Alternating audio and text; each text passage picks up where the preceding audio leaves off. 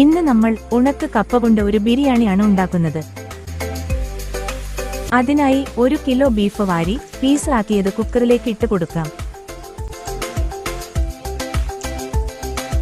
ഇഞ്ചി ചതച്ചത്, വെളുത്തുള്ളി ചതച്ചത്, കറിവേപ്പില, ഒരു സവോള അരിഞ്ഞത് കൂടി ഇട്ട് കൊടുക്കാം.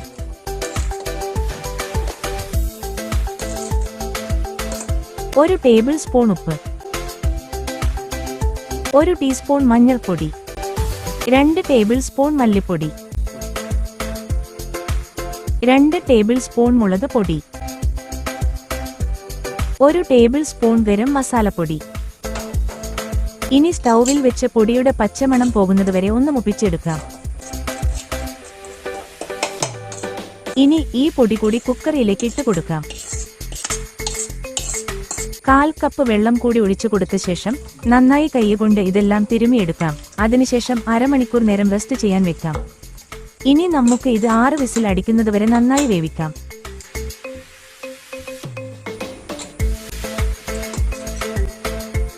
നന്നായി വെന്ത് വന്നിട്ടുണ്ട്.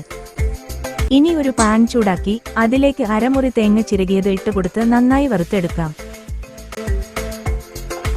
അതിനൊപ്പം കുതിർത്ത് വാരിയ ഉണക്ക കപ്പ ആവശ്യത്തിന് വെള്ളം ഒഴിച്ച് 1 വിസിൽ അടിക്കുന്നതുവരെ വേവിച്ചെടുക്കാം. വറന്നു വന്ന തേങ്ങയിലേക്ക് 1 സ്പൂൺ മഞ്ഞൾപ്പൊടി, 2 സ്പൂൺ മല്ലിപ്പൊടി, 1 സ്പൂൺ മുളക് പൊടി, 1 സ്പൂൺ ഗരം മസാലപ്പൊടി. ഇനി നമുക്ക് ഇത് ഒന്നുകൂടെ നന്നായി മൂപ്പിച്ചെടുക്കാം.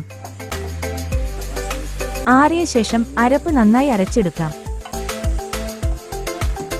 നന്നായി അരഞ്ഞു വന്നിട്ടുണ്ട്. കപ്പ നന്നായി വെന്ത് വന്നിട്ടുണ്ട്. 1 സ്പൂൺ ഉപ്പ്.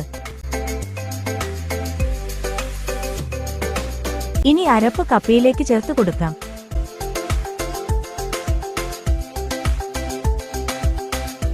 ഇനി വേവിച്ചു വെച്ചിരിക്കുന്ന വാരി കൂടി കപ്പയിലേക്ക് ചേർത്ത് കൊടുക്കാം. അതിനുശേഷം ഒന്നുകൂടി വേവിച്ചെടുക്കാം. നന്നായി വെന്ത് വന്നിട്ടുണ്ട്. ഇനി ഒരു ചട്ടി ചൂടാക്കി അതിലേക്ക് 1 ടേബിൾ സ്പൂൺ വെളിച്ചെണ്ണ ഒഴിക്കാം. 1/2 സ്പൂൺ കടുക് ഇട്ട് പൊട്ടിച്ചെടുക്കാം. അതിനുശേഷം ചുവന്ന ഉള്ളി അരിഞ്ഞതും കൂടി ചേർത്ത് കൊടുക്കാം. കറിവേപ്പില. ഇനി നന്നായി മൂപ്പിച്ചെടുക്കാം. ഇനി ഇത് കപ്പയിലേക്ക് ചേർത്ത് കൊടുത്ത് നന്നായി ഇളക്കി യോജിപ്പിക്കുക.